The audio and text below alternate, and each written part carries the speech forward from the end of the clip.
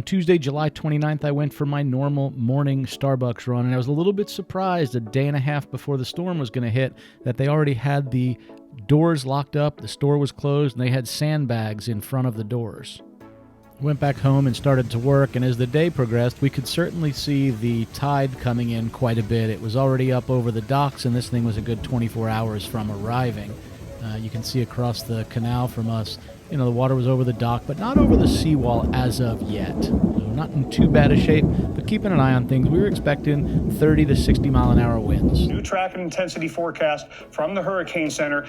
They have always been forecasting an intensification trend all the way up to landfall in Florida, but the peak intensity keeps going up. The latest forecast has it peaking at 100 miles an hour. That's Category 2. We always have to plan for the possibility of at least a category stronger. And interestingly enough, this actually got up to a Category 4 just before it hit land. It moved back down to a Category 3 as it made landfall in Apalachicola. Or could this become a Cat 3 major hurricane landfall? That's at least possible. It's not just going to be a Gulf Coast of Florida issue. Inland areas of the southeast and the coastal areas of the southeastern U.S. will also be impacted. We have hurricane watches up from near Punta Gorda, Florida, all the way around to past Apalachicola. Tropical storm watches south of there, and this entire zone along the coast under a storm surge watch. Tarika, people need to evacuate. I worked throughout the day, and as the day progressed, the wind certainly did pick up. Behind our house, we were seeing anywhere from 25 to 40 mile an hour winds, but it was only a tropical storm level where we were and was not actually a hurricane strength as it was further north for us. But being on the east side, we were seeing quite a few of these little sort of wind bands and quite a bit of rain and pushing that water up from the Gulf of Mexico in toward land. So we definitely saw a little bit of surge, not as bad as it could have been, but I'll show you just what happened in downtown Punta Gorda, which was really surprising to me. So that next morning I went ahead and took a drive, and here I'm on Marion Boulevard looking up Shreve north toward the harbor and then turning south on Shreve.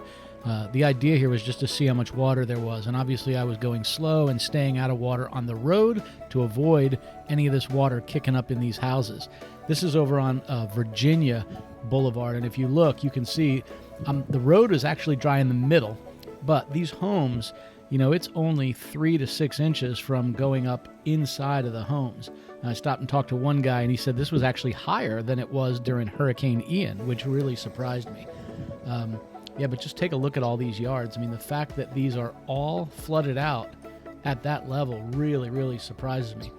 And as I was looking up this street, and I'm looking again north toward the harbor, I noticed something interesting here. I backed up.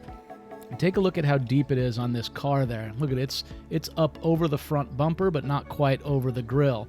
And what you see in the distance is the actual waterfront, right? So that's Charlotte Harbor, right along the edge of some of the parks there on the north side of Punta Gorda. And this is on the west side of Highway 41. But all downtown Punta Gorda in this sort of historic area had a lot of water in it. You can even see here it's probably 6-7 inches from going in that low part of the foundation. From here, I went ahead and worked my way north up to the edge of the waterfront. This is right behind the damaged hotel, and you can just see how much water is sitting here. It kind of came over these seawalls and all across this and then flooded that downtown area. Just really, really sad. The people that are down at the end of this road, so this is Taylor Street, you can see that trucks are trying to get through here, and there is a car that is stuck at the end of this road. There's also a black car that's stuck over here. I did see a few people trying to help each other out and move that car. However, it looks like they were unsuccessful because they're both still sitting there. But by all means, there were some good Samaritans helping people out for sure, trying to push cars that have been stalled out because they got stuck in deep water. I saw several people trying to help their neighbors move vehicles to higher ground. That made a bunch of sense.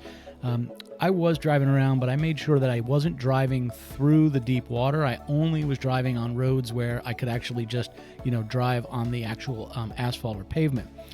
Interestingly enough, this newscaster is sitting here talking all about the importance of why that is not only for the driver's safety in the event it gets too deep and overcomes their car or their motor, but also for the businesses. When people drive down these roads, they create a wake that potentially can flow up into the businesses themselves. It's just making it a little bit more difficult to keep the water exactly where it needs to be to get back down into the storm drains.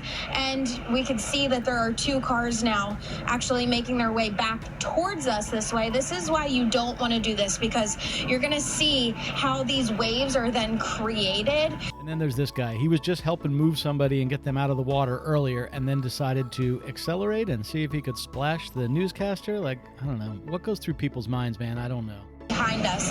This is not suggested. And while that was happening by us, north of us in Cedar Key and Apalachicola, this is what a Category 3 hitting land looks like. Thoughts certainly go out to all of the folks there, and I hope everybody stays safe and is able to recover.